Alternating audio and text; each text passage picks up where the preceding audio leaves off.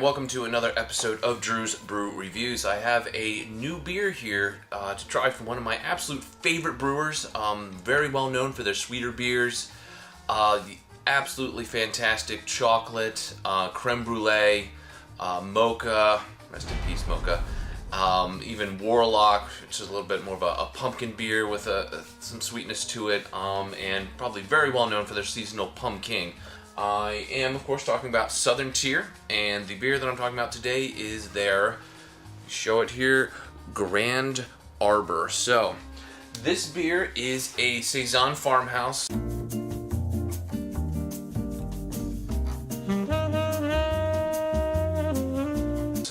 Probably more towards the Belgian side than Farmhouse, from what I understand. And it is brewed with maple syrup. Right, so the reason Southern Tier uses the maple syrup in here is for the, quote, American fermentation, where they use the maple syrup for the sugar to ferment the beer instead of adding straight sugar to it like a Flemish brewer would do. You'll notice that this bottle, if you're familiar with other Southern Tier beers, the label is very different from what they usually do. And the reason for this is that Nate Duval came up with this particular artwork. Now, Nate Duval, probably not a very well-known name, but he does a lot of band posters. He's done a few other things in the beer world. If you know Sierra Nevada's Optimum, he did the label for that one as well. Since this is a Belgian-style farmhouse ale and that this is Southern Tier, they've made particular recommendations on how to enjoy this beer. So I am just going to be following exactly what they say to do for this. It has an ABV of 8%. It costs somewhere between $12 and $14. The serving temperature for this, as recommended by Southern Tier, is 45 to 50, so definitely going to have this a little bit more on the colder side. The availability for this actually came out 2013 in just the beginning of winter. Now, they also recommend for this, interestingly, very divergent glassware recommendation from Southern Tier. They recommend using a snifter or a flute. With all that information in mind, I'm going to go ahead, pour this one out, and just see how it is. See, kind of a hazy gold straw color, nice white head, maybe a finger height in size, really fluffy, really small bubbled. I'd say a combination of a Belgian and a Saison is exactly what this looks like. Well, now that it's been poured out, I'm going to go ahead and take in the aroma. Definitely has the Belgian smell to it, a little bit of banana, a little bit of the tangy Belgian yeast, some citrus there, orange. More on the Belgian side than Saison. It's not musty, it's not funky. Definitely a pleasant aroma, and makes me look forward to drinking it. So I am going to go ahead and quaff this one. Wow, this definitely comes across very kind of creamy mouthfeel from those bubbles. It's not so much the heaviness of the beers there that makes it creamy and full-bodied. It's got a nice medium body to it, but just the coating of bubbles that you get in your mouth, it gives it a really nice creaminess. The taste follows the aroma very closely. You got the citrus tanginess to it, the Belgian yeast coming through. Not so much banana. I don't really get that from the flavoring.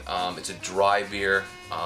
Almost as soon as you're tasting it's almost gone again. There isn't really much of a finish to it. Some floral and pear, I think, that are in there, but really in the background. And then that just slight sweet hit of the maple syrup and the malt. It cuts itself short a little bit with that dry finish.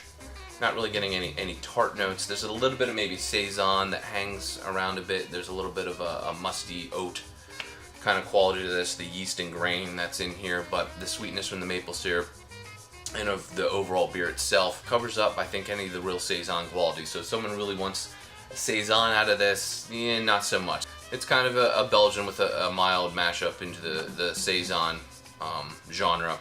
With that said, I'm going to go ahead and give this a try out of the flute to see if it's a different experience. The flute here, kind of unsurprising what it does to the beer. The mouthfeel actually is fairly similar to what it is out of the snifter. It's definitely a little bit more bubble filled. The aroma is a little bit more kind of clovey banana. The citrus is dulled quite a bit out of this. And the beer actually becomes a little bit more peppery and a little bit more like a Vit, actually, that I had out of this.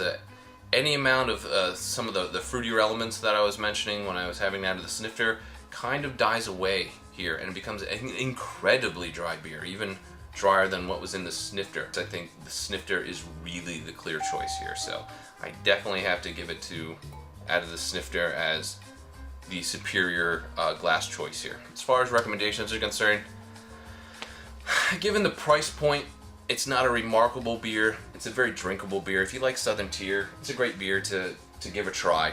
This is definitely more for the casual beer drinker that probably is into Pumpkin and into Warlock and into some of their seasonal ones that, you know, are pretty popular with people out there. So they're kind of reaching out to, I think, those same people. It's not for the adventurous beer drinker. It's just for someone who wants to have a good beer for, you know, $12 for a bomber-sized bottle.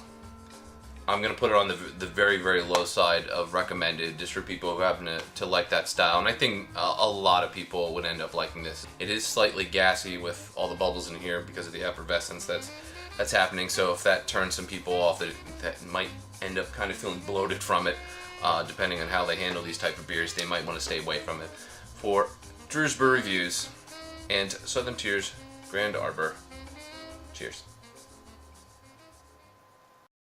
For more beer reviews and episodes, you can go to pintsofinterest.net, on Facebook at facebook.com/pintsofinterest. You can also follow us on Twitter at pintsofinterest for 140-character beer reviews.